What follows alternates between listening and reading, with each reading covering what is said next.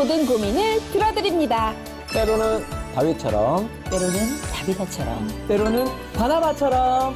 여러분들의 사소한 고민에도 주님의 마음으로 귀 기울이는 우리는 무엇이든 들어드리는 방송 노크 토크.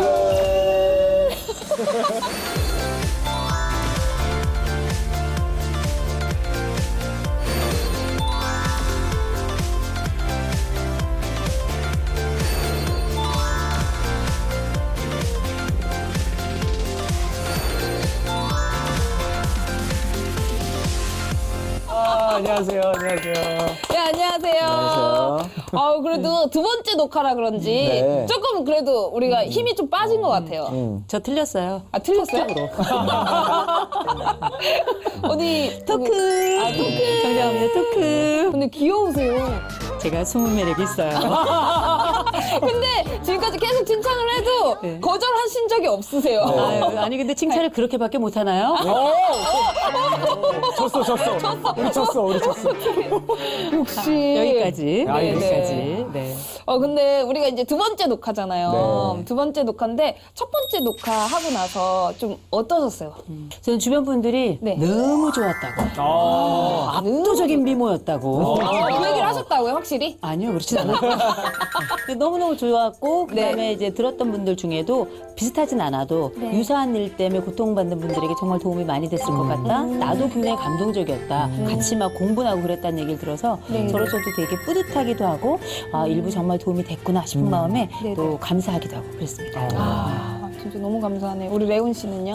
뜨거웠던 방송이 아니었나. 그래서 이 뜨거웠던 만큼 이 방송을 보시는 분들이, 시청자분들이 네. 저희 또 노크토크 시청률도 많이 올려주셨으면 좋겠습니다. 그리고 무엇보다도 이 방송을 통해서 웃음과 행복과 이 감동과 은혜가 좀 있었으면 좋겠어요. 아멘. 아멘. 네. 주여. 저는 그래서 안수기도. 모든 분들이 또 치유가 되고 또 저희도 함께 치유되는 또 방송이 됐으면 좋겠어요. 네. 자, 그럼 오늘도 두 분의 고민 사연을 들어볼 텐데요.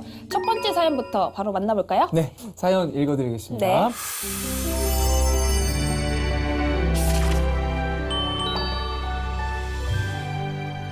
안녕하세요. 저는 태어나서 지금까지 교회를 단 한 번도 가본 적이 없는데요. 교회에 다니는 신랑을 만나서 결혼하게 됐습니다.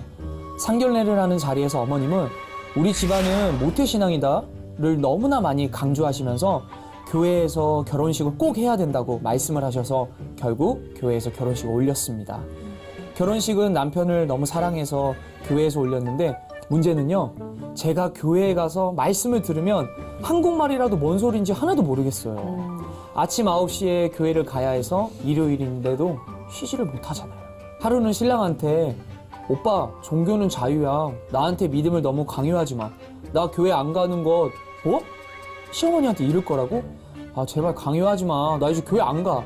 라고 말한 후에 한 달 넘게 그냥 일요일에 늦잠을 잤어요. 그리고 신랑한테 어머님이 자꾸 내 살림에 이래라 저래라 간섭하시는데 뭐라든 내 선택이니까 그냥 놔둬. 오빠가 우리 집에 하는 것만큼 나도 시댁에 똑같이 할 거야. 그동안 오빠가 어머님 요리 입맛에 맞춰줬지만 앞으로 오빠가 먹을 음식을 요리하는 사람은 나고 오빠는 나보다 요리 못하잖아. 그냥 주는 대로 먹어. 맛없으면 먹지 마. 라며 마구 퍼부었죠. 무슨 근자감으로 그러는지 모르겠지만 이야기하고 나면 속이 후련합니다. 신랑은 이런 저를 이해하는 건지 아예 상대할 가치도 없다고 느끼는 건지 제가 난리 칠 때면 아무 반응도 보이지를 않네요.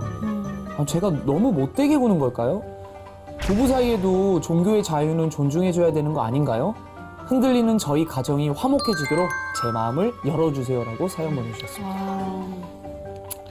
사실 저도 마찬가지고 기독교 청년들이 가장 중요하게 생각하는 게 믿음의 배우자를 만나는 거잖아요. 근데 생각보다 부부가 종교적인 문제로 다투는 경우가 굉장히 많은 것 같아요. 네, 참 많죠. 그리고 이 사연은 맨 마지막에 이렇게 얘기했어요. 제 마음을 열어달라고. 그리고 이 사연을 보낸 곳이 우리 구티비. 네네. 기독교 방송에 보낸 거 보니까 네. 하나님께서 이미 마음을 많이 열어주신 것 같네요. 아멘. 결혼을 해보신 분들은 다들 경험하는 건데요. 결혼하면 아주 치사한 게 많아요. 치사한 거요? 아주 치사하고 더러운 게 많아요. 그런데 우리가 이제 그거는 부부간에 또 네네. 함께 살아가면서 누구든지 흠 없고 결 없는 사람 없으니까 그런 흠결을 서로 이제 알아가며 또 풀어가며 또 이해해가며 묻어줘가며 그렇게 살아가는데 이 어려운 것 중에 하나가 지금처럼 결혼했을 때 시작 전부터 약간 종교가 달랐던 부분 또 막상 그 부분들이 연결돼서 시어머니의 관계가 또 문제가 생겨나고 또 이 부분이 다시 또 부부간의 문제로 생겨나고 나중에 이 사이에 아이가 생겨나면 이 아이를 교회에 갈 것인가 말 것인가 보낼 것인가 말 것인가 이런 복잡한 주제들 함께 연결이 되기 때문에 이게 결코 풀기가 쉬운 주제는 아니에요. 그럼에도 불구하고 목사님께서 정말 전 좋은 말씀 해주셨다고 생각해요. 그게 뭐냐면 굳이 왜 여기에다가 사연을 굳이 왜 굿이니까. 그래서 아마 여기라면 답이 있지 않을까라고 생각이 돼서 보내신 것 같은데 이것만으로도 사실 우리는 벌써 문제의 매듭을 하나 풀기 시작했다. 저는 이렇게 보여요. 예. 맞네요. 우리가 근데 살다 보면 다 자기만 같지가 않잖아요. 만약에 위의 사연 주인공처럼 기독교인과 비기독교인이 만나 가정을 이루게 된다면 기독교인으로서 어떻게 행동하는 게 바람직할까요? 배우자기 때문에 같이 교회 가면 좋겠죠. 네네. 그런데 가기 싫다면 어떻게 해야 될까요? 그럼 어떻게 머리채 끌고 가야 됩니까? 아니요, 저는 그런 거 별로 안 좋아해요. 네. 인정하고 존중해줘야 되는 게 부부의 가장 첫 번째 발걸음이라고 생각합니다. 그러나 영혼 구원에 대한 그 갈급함은 반드시 있는 거잖아요. 그 신랑 네. 되신 분은요. 기도 제목은 항상 1순위가 네. 내 배우자의 영혼 구원일 것입니다. 그러기 위해서는 이 충돌되는 문제 앞에 필요한 것은 지혜죠. 네. 그 지혜는 하나님께서 주시는 지혜. 결국 그 사람을 변화시키는 감동이 필요하다고 생각을 해요. 얼마나 본인의 신앙생활을 통해서 정말 자신의 그 배우자에게 감동을 주고 이 신앙생활이 얼마나 행복한지를 보여줘야 되는 거. 그렇게 해서 자연스럽게 이 신앙생활이 스며들어서 그렇게 영혼 구원에까지 가야 되지 않을까 싶습니다. 맞는 말씀인데요. 말 그대로 속도 조절 굉장히 중요하잖아요. 네. 이게 왜 중요하냐면 종교라는 것 자체가 하나의 거대한 문화예요. 또 결혼이라는 것도 A라는 문화, B라는 두 개의 문화가 만나면서 이제 융합의 과정을 이루어 가자니 이게 수월치 않은 거거든요. 그런데 이 종교라고 하는 거대한 문화의 차이라고 하는 건 때로는 갈등을 유발할 수도 있잖아요. 종교 간의 갈등으로 우리가 종교 전쟁도 일어나는 판인데 일상생활에서도 그런 일이 발생할 수 있는 거거든요. 그래서 우리가 종교 자체에서 우리가 기억해야 될 게 있어요. 나에게 당연한 게 너에게도 당연하다고 생각하면 큰 오해예요. 그거는 이제 부부 사이에 심지어 같이 교회를 다니는 사람들 사이에서도 당연하다라는 말 자체가 이상한 말인 거거든요. 당연한 게 어디 있어요. 레온 씨한테 당연한 게 저한테 당연한 게 아니잖아요. 저한테 당연한 게 목사님께 당연한 게 아닌 듯이 그래서 적어도 이 처음 종교를 접한 이 사람이 예배에 참여한다는 것 그 자체, 교회에서 그 예식을 한다는 것 자체가 엄청난 사건이에요. 이걸 먼저 알아야 돼요. 이 여성은 나와 우리 가족을 위해서 엄청난 선택을 했다. 이걸 먼저 알고 있어야 돼요. 네. 우리에겐 당연하지만 그에겐 절대 당연하지 않다는 거. 두 번째로는 속도 조절입니다. 어느 정도로 속도를 조절해야 되는가? 문화가 우리 속에 들어와서 침습이 되는 과정은 우리가 물을 마셔서 이 물이 맨 마지막 신장을 통과해가지고 몸 밖으로 배출되는 과정 그 정도로 빠른 게 아니고요. 엄청날 정도로 거의 세기가 걸릴 정도로 오랜 시간이 걸리는 그런 주제거든요. 그렇기 때문에 속도로 치자면 나무늘보급으로. 나무늘보가 어떻게 가는지 아시죠? 맞아. 가는 거 맞아요. 속이 터져요. 내일이면 나무에서 내려오려나 이 정도잖아요. 그 정도로 우리가 천천히 가야 된다는 거죠. 우리 문화를 그들에게 마시게 하는 이런 동질화, 동일화 현상이 아니라 그들의 문화를 우리가 마신다고 생각하고 체하지 않도록 천천히 가야 되는 거거든요. 굉장히 중요하고 또 한 가지는 목사님 말씀하셨죠. 삶으로 종교를 말해야 돼요. 이를테면 우리가 삶으로 종교를 얘기하는 건 생각보다 그렇게 어렵지 않습니다. 쉽기도 하는 거예요. 하나님, 제 아내가 이 맛있는 밥을 해줬는데 너무 맛있습니다. 이렇게 최고의 아내를 저에게 주신 하나님 사랑하며 살겠습니다. 잘 먹겠습니다. 싶기도 하고요. 그다음에 말로 그러니까 기도 형식이 아니라 말로 축복하는 거예요. 당신은 진짜 하나님이 최고의 여자로 나에게 정말 짝으로 주신 것 같아. 당신은 나에게 과분한 여자야. 하나님이 어떻게 당신 같은 여자를 나한테 주었을까? 이거는 고백이자 기도예요. 축복 기도. 굉장한 사건인 건 거고요. 또 한 가지 이를테면 내가 어떤 기쁨이 있잖아요. 그 공을 내 아내에게 돌리되 네. 하나님을 같이 묶어서 돌려야 돼요. 야, 우리 하나님이 이런 기회를 주셨는데 이건 내가 볼 게 다 당신 덕이야. 이렇게 기쁨의 기본적인 근원과 기쁨의 기본적인 방향을 아내를 향해 가되 그게 하나님을 통보할 수 있도록 이런 식으로 약간 전략적이고 조금 더 삶의 접촉점을 많이 갖도록 이렇게 가는 과정이 굉장히 중요할 것 같아요. 그래야 삶이 그에게 기쁨이 되고 기쁨이 종교가 되고 종교는 예배로 이어질 거예요. 아, 나도 배우자 만나고 싶다. 우리가 지금 이런 상담을 하고 있을 때가 아니, 그죠, 아니네요. 그죠, 그죠. 우리 남희 씨를 어떻게 저는 어때요? 아, 우리 레온 씨. 어? 아, 잠깐만. 이 분위기인가요? 잠깐만요. 여기까지 아, 하죠. 잠깐만. 깊어지면 안 되니까 고민이 될 수 있어요. 아니, 저는. 잘 빠져나가네. 잘못하면 고민이 되니까 네. 신청해야 돼요. 다음 주에 사연 보내는 거 아니에요, 이 친구가? 그럴 상황인데 주여 걷어가 주십시오. 궁금한 거 있어요. 네, 저한테요. 네. 레온 씨가 지금 제일 가장 어리잖아요, 여기서. 지금 네. 한창 또 연애할 시기인데, 네. 혹시 음. 비기독교인을 만나서 연애를 해보신 적이 있으세요? 아, 있죠. 아, 있어요? 네, 몇 명이라고 하면은 큰일 나니까. 아, 그 정도로? 진짜 아니 그 정도는 아닌데. 복수네요. 아니 저는 이 생각이 들더라고요. 2 더하기 2가 4잖아요. 그게 2에 더하기 2에가 사랑이 된다. 그런데 성경에 믿음, 소망, 사랑 그 중에 제일 사랑이라는 말이 있는데 저는 여자친구를 만났을 때 교회를 안 다니는 여자친구를 만났을 때 그 이해와 사랑이 없었던 것 같아요. 왜냐하면 나는 교회에서 리더십을 하고 있기 때문에 교회에서 오후 1시부터 저녁 8시까지 교회에 있거든요. 교회에 있다 보니까 여자친구한테 주는 사랑보다 뭔가 교회 사람들한테 나눠줘야 되고 내가 하나님께 더 나아가는 그 사랑이 더 큰 거예요. 그래서 결국은 어떻게 됐냐. 어떻게 됐어요? 여자친구는 다른 남자 손을 잡고 전 주님 손을 잡은 거죠. 이제 이런 상황이 되는데 그 따뜻하잖아요. 너무 그러니까 따뜻하긴 하죠. 하지만 네. 이 현실감과 네. 이 현장감은 내 손이 주님은 물론 함께 하시지만 그쵸. 사랑하는 여인은 떠나 보내는 거죠. 그래서 저한테 마지막에 그런 얘기를 하는 거예요.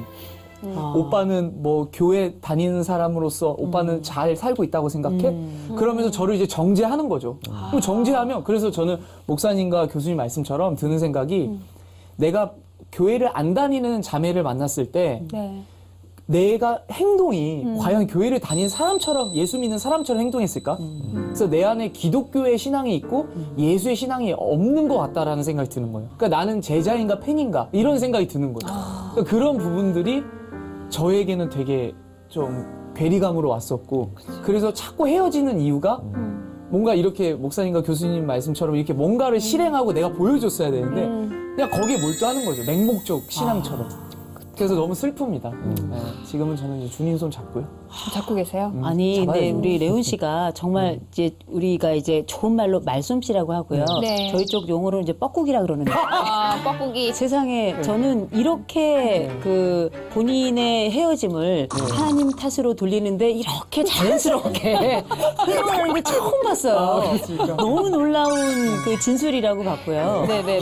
진술. 근데 이제 너무 착한 교회 오빠들이 이런 일이 많아요. 저는 맞아요. 상담사를 워낙에 많았기 때문에 네. 이분의 이런 고백이 지금은 지난 일이라 찬찬히 이야기하지만 목구멍으로 이게 침이 꿀꺽꿀꺽 넘어가거든요. 네. 그 이게 아픔과 사연은 그 이제 우리가 잘 알고 있는 교회에서 인기 있는 우리 교회 오빠들, 네. 교회 오빠들의 어두운 그림자가 아닌가 싶어요. 아, 진짜 이거를 어떻게 해버려야 되나. 밝은 오빠. 그림자 있어요? 저 지금 이제 하나씩 없애야죠. 이렇게.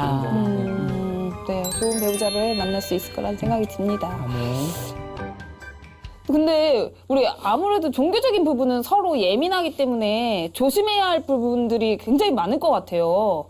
교수님, 절대 이제 해서는 안 될 말과 행동 그런 게 있을까요? 있죠. 예수 천국 불신 지옥. 그거 봤어요. 이거. 네네네. 근데 이게 우리가 이제 그 길거리에서 노방전도 하시는 분들 중에 그런 분들도 있지만 네. 우리가 교제를 하는 가운데서나 아니면은 처음에 그 이제 예배를 모르고 네. 기독교를 잘 알지 못하는 분이 우리 집과 또 나라는 사람의 종교적 문화 속에 들어왔을 때 뭐 예수 안 믿으면 교회 안 가면 지옥 갑니다. 뭐 이런 얘기 하시는 분들이 계세요. 있어요. 저는 그분들이 혹시 지옥 가지 않을까 그게 더 걱정이에요. 왜냐하면 그분들의 심정을 달래야 되는데 그쵸. 알고 믿는 자가 너무 덕다를 하면 오히려 그 영혼이 늪에 빠져버려요.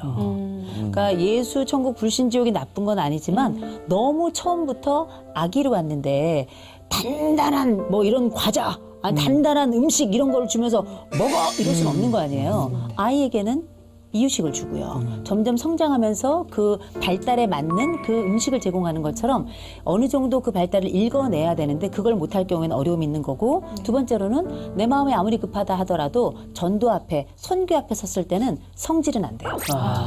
급하니까 막 성질이 나게 돼 있는데 성질 내는데 그래 결국 네가 알고 있는 예수의 끝은 성질이야? 이렇게 되는 거거든요. 이거 두 가지는 반드시 조심해야 될 부분이죠. 맞습니다. 맞아요. 철저하게 속도인 것 같고요. 네. 강요로 우리가 이제 사랑을 빙자해서 조급한 마음으로 네. 분노로 표출되는 것이 맞는 것 같은데 이 기독교는 종교가 아니다 오히려 네. 관계다 이런 말이 있어요. 그러니까 Christianity is not religion, but relationship. 하나님도 우리에게 찾아오실 때 급진적으로 오시는 아주 극적인 드라마틱한 부분도 있지만은 우리의 발폭에 속도를 맞춰주시는 그런 분이거든요. 우리가 영혼에 대한 긍휼한 배우자가 함께 신앙생활을 같이 하고 이 행복한 신앙생활을 같이 누리기를 바라는 마음은 우리가 10분 이해하나 아내와의 관계가 깨지면서 금가면서 네. 그렇게 강요하는 것은 절대 바람직하지 않죠. 여자는 사랑을 받을 때에 그 영혼이 정서가 살아나기 때문에 말과 행동을 참 조심해서 잘 전략적으로 해야 될 것 같습니다. 맞습니다.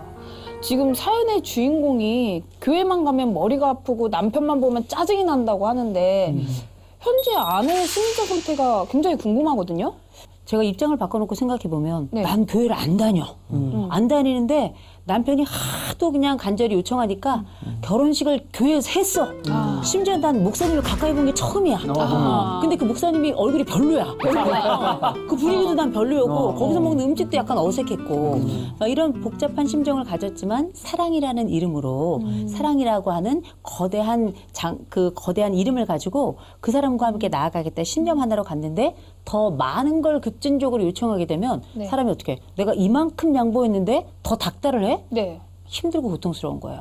또 하나는 예를 들어서 내가 했던 이 선택이 이렇게 힘든 거였는데 그걸 몰라주고 오히려 더 부모님도 그렇고 내 남편도 그렇고 막 서두르고 재촉해보면 어떻게 하냐면 그 사람이 뻔뻔해 보여요. 되게 아니 내가 이렇게 최선을 다해서 죽을 힘을 다해서 나의 사력을 다해가지고 이 노력을 하고 있는데 이거 보고 너는 이거밖에 못해? 이렇게 얘기하고 있는 것 같으니까 섭섭함이 있죠. 그럴 때 또 하나 드는 생각은 뭐겠어요? 그럼 기독교가 말하는 신이 그런 거야? 네가 말하는 하나님이라는 게 그렇게 억지로 강요하고 강제로 끌고 가고 이런 거야? 야 다시 본다. 그러면서 마음의 문을 닫게 될 가능성이 저는 굉장히 높다고 봐요. 그럴 수 있겠다, 진짜. 그러니까 우리가 뭐 네. 선교와 전도를 얘기할 때도 그 차이점은 철저하게 문화인데 비기독교적 문화에서 네. 자라고 생활했던 그 아내의 마음을 열기 위해서는 그 문화를 우리가 이해해야 됩니다. 선교사 파송되기 전에 그냥 나갑니까? 철저하게 문화를 이해하고 선교사 훈련을 받고 가잖아요. 그러니까 철저하게 비신자의 그 마음을 이해하면서 속도 조절을 하되 어떻게 보면 그 아내가 기독교에 대한 왜곡된 이미지가 또 있을 수가 있어요. 그렇죠. 그리고 또 실제로 생활 속에서 주일만큼은 좀 쉬고 싶은데 그날마저 종교 생활을 하자니 너무나 이제 부대끼는 경우도 있고 그러니까 철저하게 생활에서부터 문화에 이르기까지 지금 하나도 맞지 않은 그것을 함께 하려니 그 아내 마음을 이해하는 것이 네네. 급선무다. 그렇게 봅니다.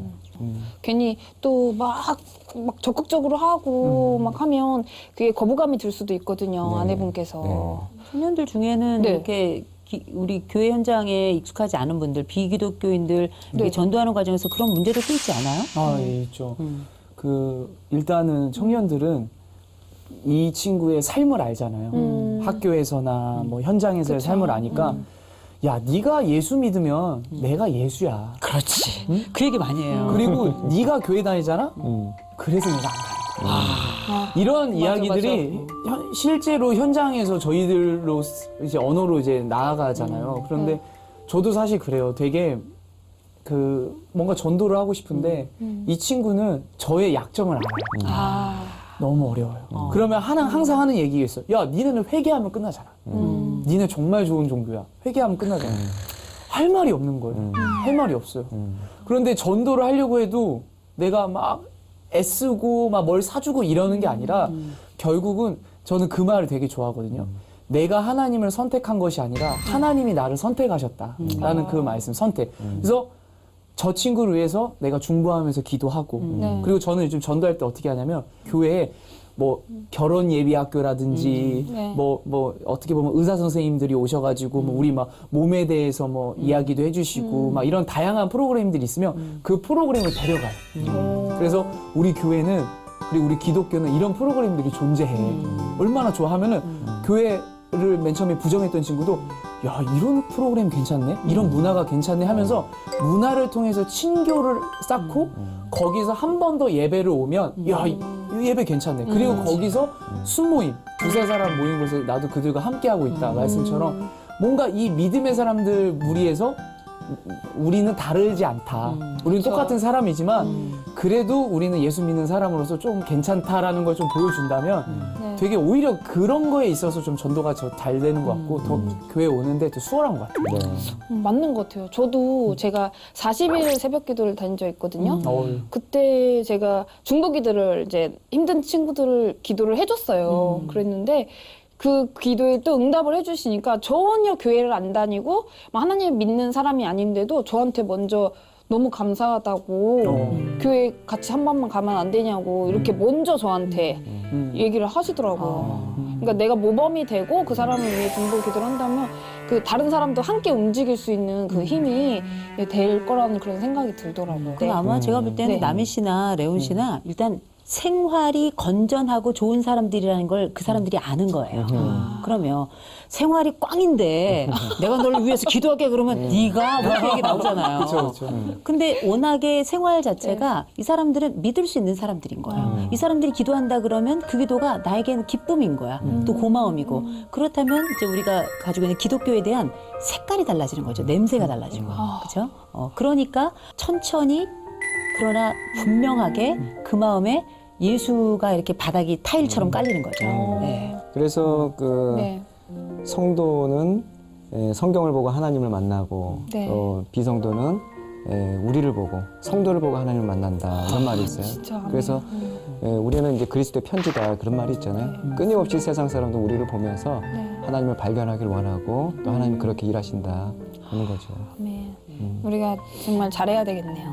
오늘도. 네. 노크해야 마음 노크해. 열리고 속 네. 들어가니까. 그러면은 네. 아까 그 사연으로 한번 다시 노크를 해볼까요? 네. 정말 근데 서로 다른 두 사람이 만나서 가정을 꾸리는 게 참 힘든 일인 것 같아요. 그리고 또 이 부분은 종교적인 부분까지 다르니까 얼마나 힘들 거예요. 이 가정이 앞으로 행복한 가정 생활을 하기 위해서 어떻게 회복하면 또 어떻게 노력을 하면 될까요? 제가 볼 땐 3대 원칙이 있습니다. 서로 다른 문화권에서 성장했고 다른 종교를 가지고 있으면서 우리가 함께 융합의 지점과 변화의 지점을 찾기 위해서는 네. 3가지가 필요할 텐데 하나, 닥달 금지. 닭달. 닥달하지 말 것. 네. 두 번째, slow down. 천천히 갈 것. 천천히. 그다음에 세 번째, 그 사람이 조금이라도 긍정적이거나 기독교와 관련된 변화의 조짐을 보일 때는 기꺼이 칭찬하고 그 장면을 반복적으로 서술할 것. 네네네. 요게 사실은 내가 그 영역 안에서도 괜찮은 사람이 될 가능성이 높다라는 그 심리 경험을 하게 하기 때문에 굉장히 좋거든요. 닥달 금지, 슬로우 다운, 그다음 변화의 경험 읽어주기. 이 3가지가 제가 볼 땐 가장 중요한 원칙이 아닐까 싶어요. 아, 좋다. 너무 좋다. 목사님, 네. 이 부부에게도 목사님만의 또 솔루션이 있으시죠? 기독교적 리추얼에서 아주 중요한 것 중에 하나가 이제 기도 아닙니까? 맞습니다. 근데 이 기도는 우리가 하나님께 드리는 우리의 마음을 아뢰는 것이기도 하지만은 또 내 옆에 있는 사람과 특별히 내 가족들과 함께 대화 나눌 수 있는 또 아주 중요한 또 통로가 돼요. 그러니까 기도를 할 때 그 꿇는 무릎 앞에서는 우리가 솔직하게 됩니다. 그래서 저는 가정 예배 안에서, 그러니까 예배라고 하면 좀 부담스러울 수 있어요. 그래서 우리 함께 좀 이야기를 하자. 그 이야기를 조금 심도 있게.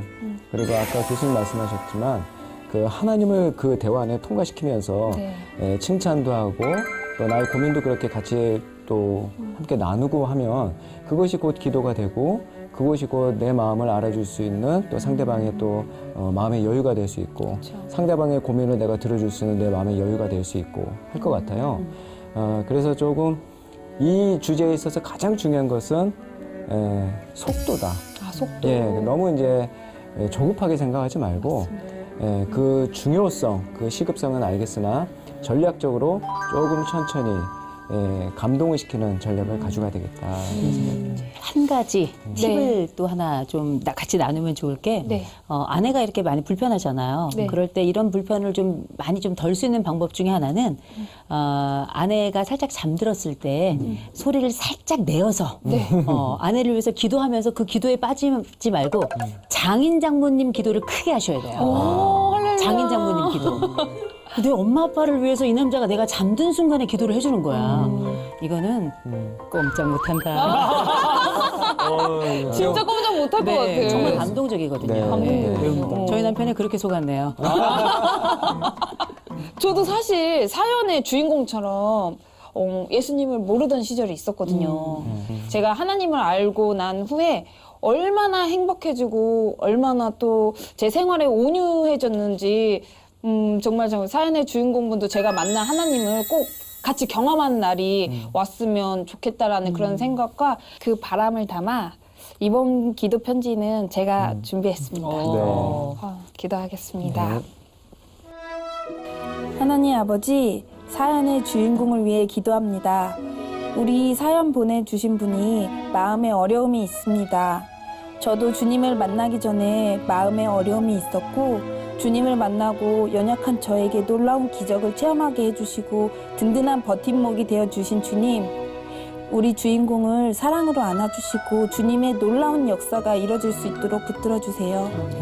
사랑이 가득한 예수님의 이름으로 기도드립니다. 아멘.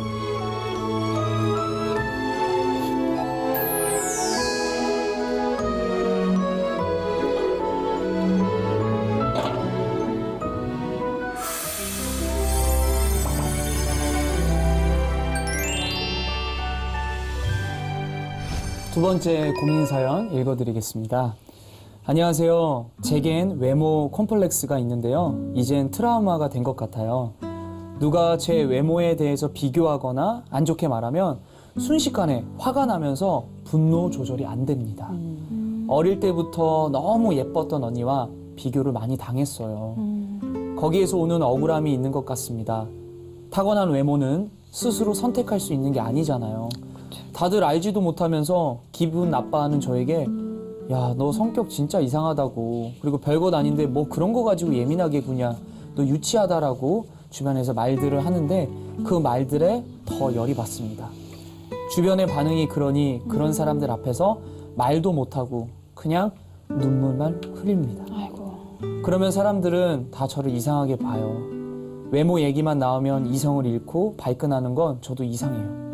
내가 내 얼굴에 만족하고 산다는데 예쁘다는 말 안 들어도 되니까 내 외모에 대해 아무 말도 안 했으면 좋겠는데 언니가 있다 보니 항상 비교되면서 듣게 되네요.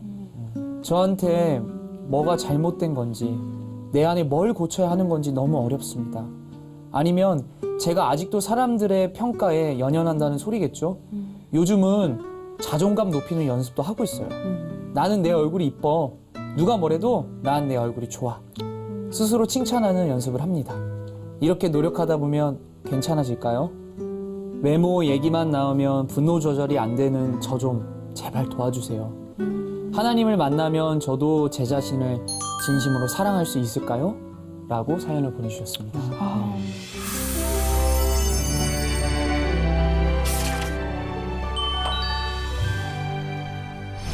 저도 외모에 대한 이야기면 할 말이 굉장히 많거든요. 요즘 청소년들은 더한 것 같아요. 네. 맞아요. 청소년들 사이에서 외모의 중요성은 어느 정도인가요? 저는 이제 남자아이들, 여자아이들을 이렇게 굳이 나누기는 좀 뭐하지만은 네. 남자는 운동, 야동, 그리고 이응으로 시작하는 외모. 여자도 우정, 연예인, 그리고 외모.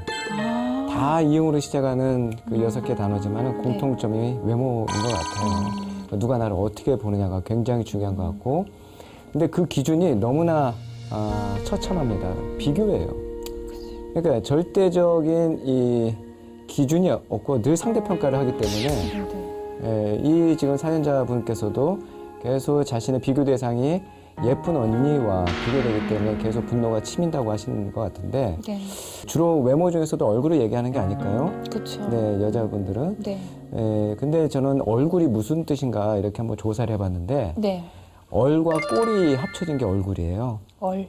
얼은 이제 정신이고 꼴은 이제 이게 프레임 틀이잖아요. 그러니까 본인의 이 얼굴은 결국 이목구비가 어떻게 균형과 대칭을 잡느냐 네. 그것도 미의 기준이기도 하지만 나의 정신 상태가 하나의 좋은 이제 모습으로 나타나는 게 이제 결국 얼굴인데 우리 청소년들은 이제 외모를 이제 계속 업그레이드 시키기 위해서 화장도 하고 네. 뭐 여러 가지 방법을 동원하지만 그쵸. 결국 정신이 정말 이 꼴을 만든다면 네. 정말 진정한 행복감과 또 이런 걸로 자신을 정말 아름답게 만드는 것 그것이 진정한 얼굴 업그레이드가 아닌가 생각을 하게 돼요. 딱 맞는 말씀이에요. 네. 청소년기가 생에 태어나서 첫 번째로 내 몸으로 승부하는 첫 번째 시기거든요. 네네네. 그 시기가 이제 우리가 흔히 말하는 2차 성징이 명확해지면서 내가 가지고 있는 몸의 가치를 아주 최대한 평가를 하는 나이고요. 특별히 이때는 집단 생활을 많이 하잖아요. 우리 학교 다니잖아요. 학교 다녀보셨죠? 네. 예, 우리 학교 다니면 다 애들이다. 다 또래고 거기다 어떻게 한 반에 보면 기승전 예쁜 애 못생긴 애. 기승전 뚱뚱한 애 안 뚱뚱한 애. 네. 이렇게 나누어지거든요. 그렇죠. 이 시기 아이들이 그럴 수밖에 없는 게 우리가 흔히 말하는 상상적 청중. 네. 한때 깻잎 머리 끝내주기 유행했잖아요. 애들이 왜 다 이렇게 깻잎 머리를 할까? 누군가 보고 있다고 착각을 하는 거예요. 중요한 건 아무도 안 봐. 맞아요. 관심이 없어 나한테. 혼자 깻잎이야 그냥 깻잎만. 그런데다가 또 개인적 우화라는 측면이 있어서 네. 나는 뭘 해도 괜찮을 것 같고 그 공격성은 물론 거기서 발현되는 거고 상상적 청중이라는 건 또 나의 외모를 강화하는 이런 특성이 청소년기에 유달리 크게 나타나기 때문에 아이들에게 외모라는 건 나를 보여주는 첫 번째 양식이자 다른 아이들에 비해서 내가 우월함을 보여줄 수 있는 굉장히 외적인 가치예요. 이걸 무시할 수는 없습니다. 다만 이게 너무 집중적으로 누군가에게 크게 고통을 준다든지 네. 아니면 스스로가 거기에 너무 몰입이 돼 있다든지 이렇다면 행복감은 높아질 수가 없는 거죠. 저는 어렸을 때부터 이 사연자하고 너무 비슷해요. 언니가 너무 예뻤어요. 너무 예뻤고 저랑 같이 가면 어머 이 집 딸은 여기 있네. 쟤는 누구예요? 그게 저예요. 너무 못생겼고 태어날 때부터 하여튼 제 별명이 강원도 사람들은 모과를 모개라고 불러요. 모개, 오토바이, 안장코, 깜상, 납작이 뭐 별의별 거 아주 하여튼 희한한 건 다 붙었었거든요. 지금은 극강의 미모입니다. 저도 이런 얼굴이 나올 줄은 정말 상상을 못했어요. 아무것도 안 건드렸지만 이렇게 된 거거든요. 근데 그 모든 것들을 가지고 청소년기를 통과했잖아요. 저는 누가 외모 얘기만 나오면 훅떡하고 놀라고 언니가 죽었으면 좋겠더라고요. 그 정도로요? 이쁜 언니가. 왜냐 저는 제가 한참 청소년기를 다닐 때 저희 언니는 대학생이었는데 언니는 혼자 나가잖아요. 들어올 때는 구름대와 같은 남자들과 들어오는 거예요. 난 원래 대학 가면 그런 줄 알았어요. 네. 제가 대학을 갔어요. 네. 난 들어갈 때는 나갈 때 똑같아. 일관성이 있어. 그래가지고 이게 외모라고 하는 게 사회적으로 굉장히 가치가 있는 거구나라는 걸 저는 사실 어려서부터는 컴플렉스였지만 네. 커가면서는 사회적으로 이 사람들이 외모에 보여주는 관심, 우리가 흔히 외모지상주의라는 거에 굉장히 실감했던 사람 중에 하나예요. 저도 하도 외모 지상주의가 심하니까 진짜 개그 코너로 외모 지하주의로 해가지고 못생긴 게 1등 막 이렇게 저희가 막 이쁜 애들 막 나쁘게 얘기하고 막 그런 걸로 코너로 짜고 싶다라는 그런 생각을 했었거든요. 너무 심하니까 외모 지상주의가. 맞아요. 이렇게 우리도 막 이렇게 고민을 하는데 외모에 관심 있는 아이들이 또 많잖아요. 네. 그러다 보면 또 컴플렉스를 가진 아이들도 많을 거라는 생각이 들어요. 네. 실제로 얼마나 되나요? 컴플렉스 없는 친구들이 있을까요?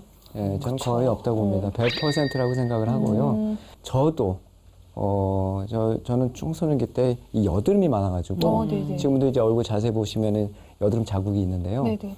이 여드름 때문에 저는 죽음을 생각했어요. 진짜요? 좀 죽어버리고 싶어서 거울을 보면서 여드름을 짜다가 이 화장대에 있는 그 전화기를 거울에 집어 던져가지고 거울을 다 산산조각 깨트리고 그 거울 그 파편 있죠? 그걸로 얼굴을 막 찍고 싶다 할 정도로 그런 시기가 있었어요. 그게 꽤 몇 년.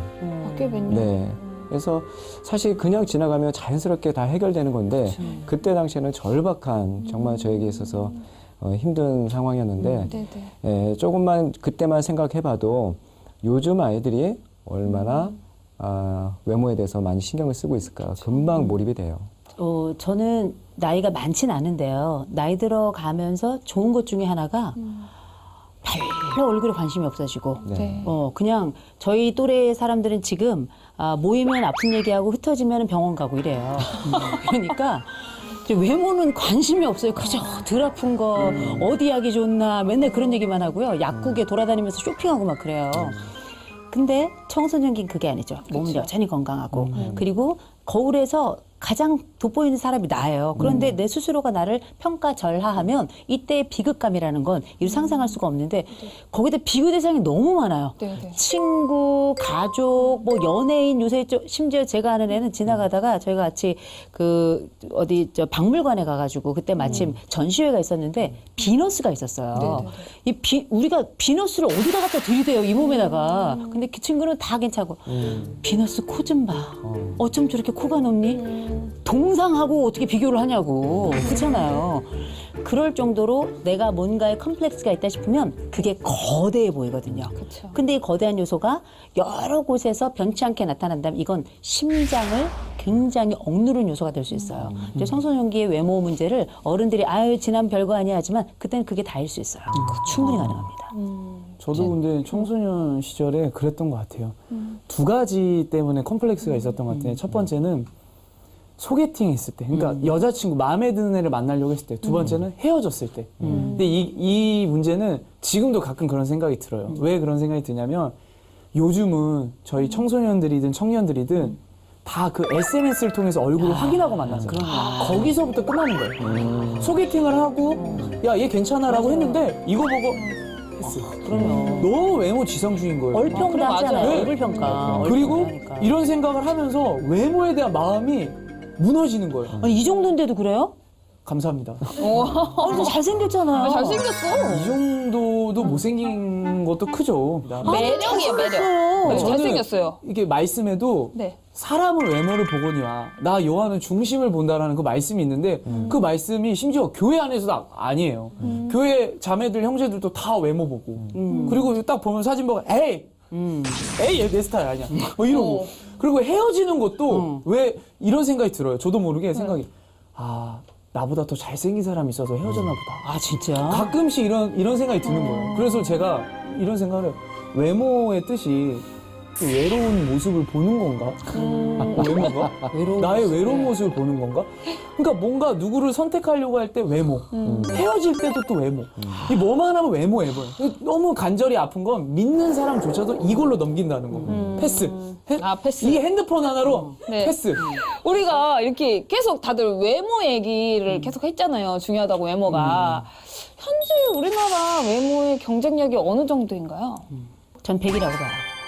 왜냐면 우리가 스펙 안 봅니다. 네. 뭐 학력 안 봅니다. 이런 얘기 다 해도 네네. 암암리에 다 아는 수도 있고 네네. 또 우리가 사실 이 외모라고 하는 거는 우리가 문화적으로만 생각할 게 아니라 네. 진화심리학 쪽에서 보자면 외모는 생존력이에요. 그래서 우리가 보통 좋은 외모를 가지고 있고 수려한 외모를 가지고 있다는 건 선택 가능성이 높아진다는 거거든요. 네네. 그래서 실제 외모 자체가 좋다 나쁘다가 뭐 선과 악의 영역은 아니지만 이 사회가 선호하는 것은 뭐냐, 능력도 굉장히 중요하지만 사람은 눈 떠서 아름다운 것을 추구하게 돼 있어요.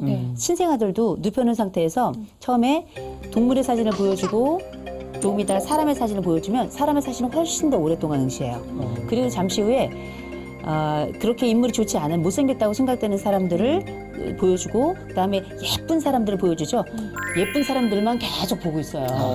이게 아름다움에 끌리는 건 본능이기 때문에 사회적인 가치, 그 매력으로서 외모는 첫 번째 적어도 1분 이내 그리고 가장 장기적으로는 한 달 이내에는 가장 큰 매력의 척도로 외모가 사용되고 있는 건 사실이에요. 근데 인정할 건 또 인정해야 될 부분인데 문제는 인생은 길다는 거죠.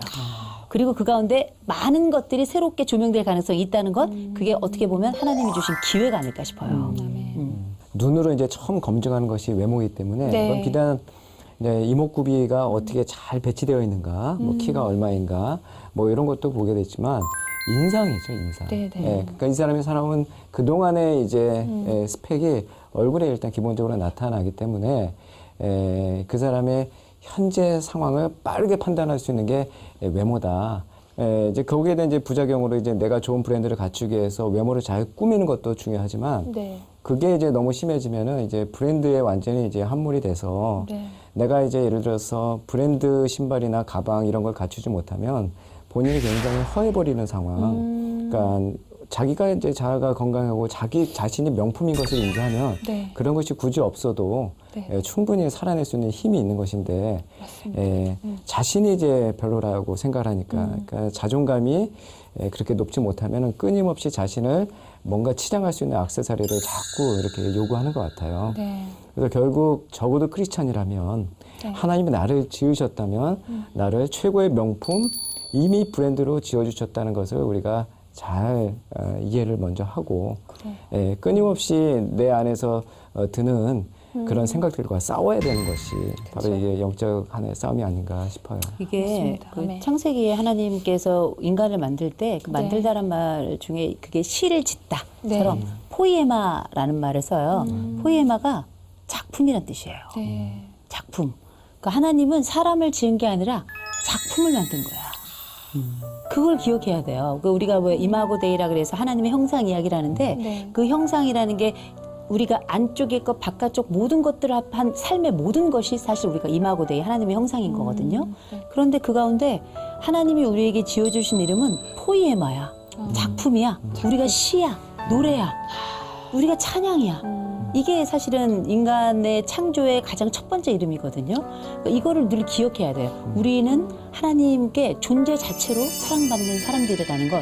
이건 먼저 가슴에 기억해야 될 아멘. 그 마음 석판에 찍어놔야 될 부분이 아닌가 싶어요. 교회 다니는 청년들도 네. 하나님 말고 믿고 있는 신이 하나 있거든요. 돈키호테 신이라고. 돈, 키, 호감형 얼굴. 네. 여기서 태는 테크닉 이거. 그다음에 신, 뻐꾸기. 신은 뭐냐? 신앙 좋은 남자, 자녀. 그러니까 저희가 이제 믿고 있는 신이에요. 20대들이. 네네. 물론 저도 외모를 봐요. 아까 말씀드린 이거 패스. 이런 것도 저도 해봤거든요. 저도 해봤는데 패스를? 패스 저도 해봤죠. 그 대신 한 번 하니까 그러니까 이런 거 있잖아요. 손가락질을 하면은 네. 이 손가락 2개는 이 사람을 향하지만 나머지 3개는 나를 향한다. 그러니까 그런 것처럼 나는 이렇게 외모를 지적하는 거예요. 그러니까 그러다 보니까 나의 이제 화살이 또 나한테 돌아오는 거예요. 그러니까 저도 이렇게 하면 얘는 이렇게 되는 거예요. 그래서 이게 진짜 문제다 우리한테. 근데 또 이게 본능을 못 속이나 봐요. 근데 그게 이상한 건 아닌 게 예를 들어서 저하고 제 바로 그 위에 언니들은 이제 대부분 사위나 며느리를 봐요. 네네네. 그리고 이제 막내 뭐 이렇게 다들 이렇게 그 관연하게 애들이 클 때가 있잖아요. 그러면 뭘 보게 되냐면 네. 얘가 어떤 사람인지 되게 중요한데 얘가 이쁜가? 얘가 잘생겼나? 인물은 좋나? 이것도 되게 보게 되거든요. 그 다음번에 만났을 때 이 사람이 보통 이쁘거나 잘생긴 사람은 뭔가를 더 잘할 것 같아. 이게 이제 일명 우리가 심리학에서 말하는 후광 효과거든요. 이게 심리적으로 우리를 자꾸 이렇게 움직이고 그렇다 보니까 거기다 문화적으로 자극하는 것들이 많이 있잖아요. 그쵸. 그렇다 보니 내게 남은 것은 나의 현존뿐이고 나머지 모든 것들은 다 잘 된 것 같은데 사실은 우리가 장기적으로 승부할 필요가 있어요. 우리가 일터만 해도 네. 능력 있는 그리고 매너 좋은 사람과 일을 하고 싶은 거지 얼굴 뜯어먹고 삽니까? 그건 아니거든요. 그쵸. 우리가 네. 보통 어른들이 돼지 본때 보고 잡아먹냐 이런 얘기 하는데 외모는 대단히 중요한 경쟁력이긴 하나 네. 인생이 길고 어떤 일을 오래 해야 된다면 반드시 그 사람 안쪽에 있는 something, 뭔가가 이 사람에게 더 큰 매력과 냄새와 향기가 될 수 있다는 거죠. 진짜 공감해요. 저도 솔직히 말해서 예전에 외모를 많이 봤거든요. 그러니까 이제 뭐 남친을 못 만나는 이유도 있을 거고. 근데 이제 겉으로 보여지는 그 이미지가 굉장히 좋았었는데 이제 좀 지나니까 지금 교수님이 말씀하신 대로 그 사람의 매력, 그 끌림, 그런 걸 많이 보게 되더라고요. 그쵸. 네. 근데 어디 있는지 잘 모르겠고. 네. 지금 우리 사연의 주인공은 지금 자존감이 굉장히 많이 떨어져 있어요. 이 친구가 자존감을 회복하기 위해서는 어떻게 해야 될까요? 이제 몇 가지 원칙을 좀 기억하시면 좋을 것 네네. 같아요. 첫 번째 다들 기억하셔야 될 게 뭐냐? 다른 사람들은 대부분 나에게 관심이 없다는 거. 아, 맞아요. 관심 없어. 엄청 내가 다른 사람 신경 쓰지만 정작 네. 다른 사람들은 나한테 관심이 없어요. 진짜 다 사람은 자기 자신에게만 관심이 있는 겁니다. 적어야 되겠다. 그거 굉장히 중요한 거고요. 네. 두 번째로 별일 없이 지금까지 살아왔다면 약간의 뭐 약간 컴플렉스도 있고 좀 뭐 그러긴 했지만 별일 없이 지냈다면 나는 비교적 잘 하고 있다는 거. 아. 요거 나 중간 정도는 하고 있다는 거. 네. 그다음에 세 번째로는 내가 너보다 낫다는 거. 내가 봤을 때 늘 세상 바닥에 있는 건 아니거든요. 그쵸. 내가 누군가 위로 비교했다면 아래로도 비교할 대상이 있다는 거. 이것도 때로는 감사 요건이 들어가요. 네. 또 마지막 네 번째, 내가 가진 것들을 세워보라는 거. 제가 이게 참 좋아하는 찬송 중에 받은 것을 헤어보아라 이게 있잖아요. 근데 이게 네. 정말 은혜로운 말씀이에요. 우리가 지금까지 살아오면서 하나님 내게 주신 것을 손가락으로 꼽아가면서 헤어보잖아요. 돌아보는 모든 발걸음이 은혜예요. 놀라울 정도로. 그러니까 그러면 어떻게? 그게 진짜 1등 부자예요. 부러운 거 없고요. 시기 질투 날 것도 없고. 근데 이제 삶이라는 게 거울 앞에 서면 또 딴 생각이 나긴 하지만 늘 우리 가운데 이 네 가지 원칙을 조금 기억하신다면 조금 마음에 그 무게를 조금 덜어낼 수 있지 않을까 싶어요. 저는 또 그럴 네. 때마다 뭐 공연을 본다든지 아니면 뭐 유튜브를 통해서 네. 뭐 짧은 그런 3분에서 5분짜리 뭐 묵상 말씀을 본다든지 아니면은 교회에 그런 프로그램들이 잘 돼 있거든요. 그런 프로그램을 간다든지 하거든요. 근데 저는 최근에 저도 자존감이 좀 떨어질 때가 많이 있어서 항상 저는 갈라디아서 2장 20절 말씀을 항상 이렇게 머리부터 발끝까지 이렇게 손으로 이렇게 싹 한번 스캔을 해요. 그러니까 내가 그리스도와 함께 십자가에 못 박혔나니 이제는 내가 사는 것이 아니요. 이러면서 항상 저는 이렇게 해요. 근데 그러면 마음이 좀 평안이 찾아오더라고요. 근데 평안하고 또 편안은 또 다르잖아요. 그냥 편안한 거는 그냥 내가 무기력하게 사는 그런 느낌이지만 평안이라는 거는 뭔가 이 자존감에 대해서 내가 지금 현재는 뛰어넘을 수도 없을 거고 또 다시 이렇게 돌아오지만 그래도 이거를 뚫고 가는 거죠. 버티면서 어떻게 해서든. 그래서 항상 이렇게 하거든요. 그러면은 말씀이 또 여기서 기독교 방송을 보시는 분들도 계시지만 안 보시는 분들도 계시잖아요. 근데 항상 그런 뭐 좋은 구절이라든지 그런 뭐 좋은 영상이라든지 좋은 세미나나 프로그램을 좀 참여하시면서 이렇게 교수님 말씀이나 목사님 말씀도 듣는 것도 필요하다고 생각해요. 그래서 나만큼 예쁜 사람은 많지만 나처럼 예쁜 사람은 없다라는 그런 생각으로 네. 뭔가 좀 그런 것들을 좀 행했으면 좋겠다는 생각이 이거 좋은 것 같아요. 네. 그래서 내가 그리스도와 함께 어차피 나는 예수님으로부터 죽었으니까 네. 저희가 동작 치료할 때 이런 움직임이 사실은 안쪽에 있는 걸 바깥으로 이렇게 훅 버리는 것이 굉장히 효과적으로 심리적인 카타르시스 효과가 있어요. 굉장히 훌륭한 거예요. 엑설런트. 진짜 엑설런트. 감사합니다. 네. 네. 교수님 감사합니다. 이게 또 외모로 생긴 분노와 열등감 스스로 떨치고 벗어날 수 있는 방법이 또 있을 거라는 생각이 들거든요. 저는 그 예전에 제가 청소년기 때 네. 명절 때 되면 우리 어른들이 이렇게 모여가지고 우리 사촌들이 이렇게 있습니다. 제 사촌 형도 있고 동생도 있는데 저희 아버지 작은 아버지들이 아주 짓궂게 그걸 자주 하셨어요. 니네 한번 쭉 서봐라. 키 재는 거예요. 예. 그래서 저를 7살 어린 동생하고 키를 재게 하는데 제가 더 작은 거예요. 예. 얼마나 수치스럽습니까? 언제나 그런 거 하시더라. 그런 거야? 그러니까 성적으로 누구는 네. 반장을 했네 뭐 했네 자꾸 이렇게 비교를 하시는데 어릴 때 아무 소용 없는데. 네. 근데 이 비교를 제가 이행시로 한번 준비해 봤습니다. 아, 정말요? 삶을 담으셨구나. 삶을 담았습니다. 경험을 담으셨어요. 아, 들어야 돼. 을 제가 한번 해볼게요. 네.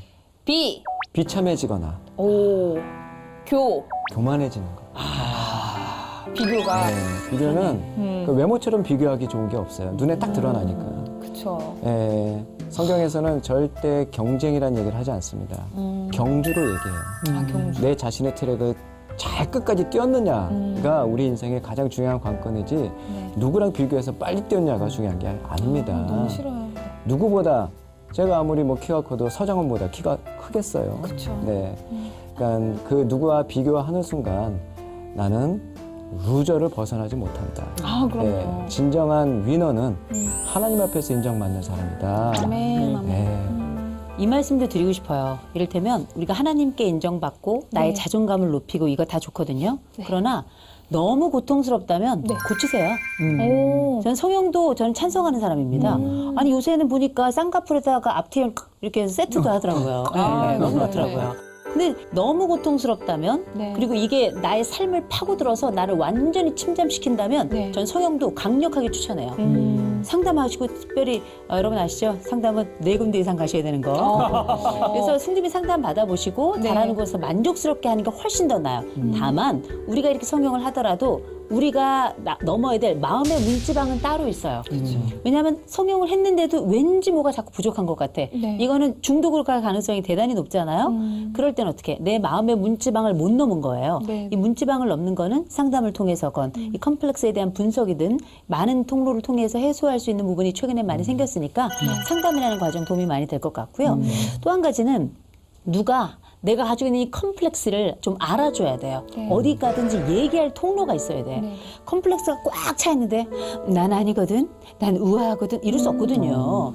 우아함 안쪽에 눈빛은 흔들린다는 거. 네. 그래서 이 컴플렉스가 많거나 심리적인 안정감이 떨어진다고 판단이 될 때는 저는 치료나 혹은 상담 굉장히 중요할 거고 기도도 물론 좋은데 함께 할 때 저는 시너지가 난다고 봐요. 그리고 마지막 하나, 우리가 아무리 고쳐도 또 고칠 만한 상황이 안 될 수도 있잖아요. 네. 이럴 때 모든 상황을 통과하는 한 가지 방법 제가 늘 추천드리는 건 이름표를 만드셔야 돼요. 이름표 붙이고 다니는 건 아니지만 내가 다른 건 몰라도 이거 하나는 내가 이거 잘해.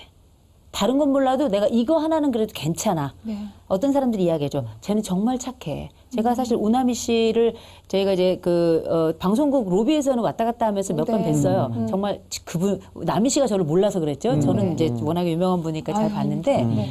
제가 그때 봤던 첫 느낌이나 지금 방송을 함께 하면서 이 느낌이나 오나미 씨는 정말 착한 사람인 것 같아요. 아, 진짜요? 그래서 제가 감사합니다. 여기 오기 전에 이 두 분께 좀 여쭤봤어요. 그 전에 안면이 있으시더라고요. 네. 그랬더니 이 사람이 너무 착한 사람이에요. 아, 진짜 너무 감사하다. 그죠? 그러니까 이게 네. 이름표를 제가 붙여드린 거예요. 오나미는 착해. 오나미는 참 착한 사람이야. 나 눈물 날 이게 아무것도 아닌 것 같지만 나 스스로가 나에게 이름표를 붙여주는 것, 다른 사람이 나에게 이렇게 긍정의 이름표를 붙여주는 것, 이게 이 사람을 살려내요. 그 늪에서부터 빠져나올 수 없을 것 같은 그 늪으로부터 이 사람을 살리는 거는 뭐냐면 이 사람에게 붙여준 그 이름표 하나, 그게 저는 생존형 이름표라고 생각을 해요. 참고로 저는 김치찌개를 잘합니다. 반전이 있었어. 깔끔하네. 와, 근데 저도 막 힐링, 제가 사연을 보낸 것도 아닌데 괜히 힐링이 되네요. 사실 저도 개그우먼이 되고 외모에 대한 이야기를 엄청 많이 들었거든요. 제가 캐릭터가 또 그러다 보니까 저는 그 성형, 아까 성형 말씀하셨잖아요. 전신 성형을 해주고 저한테 뭐 몇 억을 주겠다. 사진 한번 찍어주면 이렇게 하겠다. 그런 제의도 막 들어오고. 근데 제가 딱 드는 생각이 나는 매력있다 생각하는데 내가 그러면 성형을 하면 이제 다른 사람으로 살아가야 되는데 그동안의 나의 그 모습들은 다 없어지는 거잖아요. 그래서 저는 거절을 하면서 저 그 돈 벌 수 있을 것 같아요. 이렇게 했거든요. 근데 저는 기도를 할 때 개그우먼이 되고 나서 그런 기도를 해요. 하나님 아버지, 오나미 이름만 들어도 많은 사람들이 행복해하고 그냥 웃음이 절로 나는 그런 개그우먼이 될 수 있도록 붙들어 주세요. 이렇게 기도를 하는데 정말 너무나 감사하게 제가 우리나라 못생긴 캐릭터지만 탑이 될 수 있게 또 저를 또 붙들어 주신 거잖아요. 너무 감사해가지고 저는 뭐 제 얼굴에 항상 만족하고 우리 하나님 아버지께 너무나 좋은 아까 전에 말씀하신 브랜드 명품 얼굴을 또 주셔가지고 또 많은 사람들에게 또 웃음을 줄 수 있는 또 기회를 주셔서 너무 감사하다는 말씀 드리고 싶습니다. 네, 그러면 이 친구를 위로해줄 기도 편지의 주인공은 어떤 분이시죠? 제가 이번에 써왔습니다. 아, 우리 제가 레오님님. 친동생을 위해서 네. 중보한다는 생각으로 기도 편지를 한번 기도하면서 네, 기도하겠습니다. 함께 하도록 하겠습니다. 네. 기도하겠습니다. 사랑의 하나님, 여기 하나님께서 창조하신 걸작품 중에서 가장 보시기에 심히 좋으셨다라고 말씀하신 하나님의 귀한 딸이 있습니다. 하나님, 비교와 사람들의 판단 속에서 얼마나 힘들었을지 사연을 읽는 내내 마음이 편치 않았습니다. 그러나 하나님, 우리의 존재 이유는 당신에게 사랑받기 위해 태어난 존재입니다. 사람이 아닌 사랑입니다. 아멘. 비교할 때 비참해지고 판단할 때 판독이 되고 화를 낼 때마다 화가 내 속에 불을 내게 합니다. 비교가 기독교가 되게 하시고 판단이 중단이 되게 하시고 불화가 꽃화가 되어서 꽃처럼 아름다운 인생 살 수 있도록 하나님 도와주시옵소서. 아멘. 나보다 예쁜 사람은 많지만 나처럼 예쁜 사람은 없습니다. 세상의 기준이 아닌 하나님의 기준이 되게 하여 주시옵소서. 아멘. 예수님의 이름으로 기도합니다. 아멘. 아멘.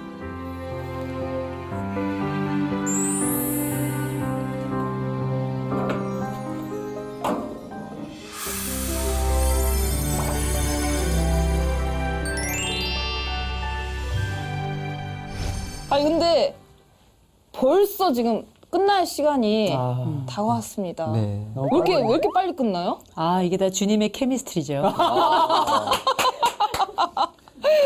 오늘 두 분의 고민 사연을 가지고 우리가 함께 이야기를 나눠봤는데 어떠셨어요? 네. 저는 이 사연 자체가 네. 굉장히 솔직하고 용기 있는 사연이라고 생각을 했어요. 이게 다 알고 있는 얘기예요. 그러나 누구도 감히 이야기하기 어려운 주제입니다. 솔직히 얘기해서. 네. 그런데 아주 솔직하게 경험도 놓고 마음도 놓고 또 여러 가지 또 다짐도 살짝 보이더라고요. 이런 부분들에 이런 사연을 주신 분이 제가 볼 땐 정말 용기 있는 사람이 아닌가. 그리고 그 용기는 새로운 시작을 위한 씨앗이 되지 않을까 싶어요. 그리고 그 씨앗에 오늘 하나님이 물 주시고 또 저희가 함께 살아가면서 주변에 이름표를 찾아다니는 그 노력이 하나 또 덧붙여진다면 그게 또 햇살이 되어서 새로운 성장을 맞게 되지 않을까 싶습니다. 아멘. 살면서 왜 나만 이렇게 힘들까라는 그런 생각이 들 때가 있잖아요. 그럴 땐 혼자가 아니라는 걸 여러분들도 기억해 주셨으면 좋겠고 우리 모두는 주님의 사랑의 사슬로 묶여 있다는 거 그리고 그 사랑의 사슬로 이어진 많은 사람들의 중보가 나를 위해 있다는 걸 꼭 기억해 주셨으면 좋겠습니다. 아멘. 누군가 내 이야기를 들어주기 원한다면 주저 말고 놓고 해주세요. 때로는 다윗처럼 때로는 다비다처럼 때로는 바나바처럼 여러분의 모든 고민을 주님의 마음으로 들어드리겠습니다. 사랑과 위로가 함께하는 이곳은 노크.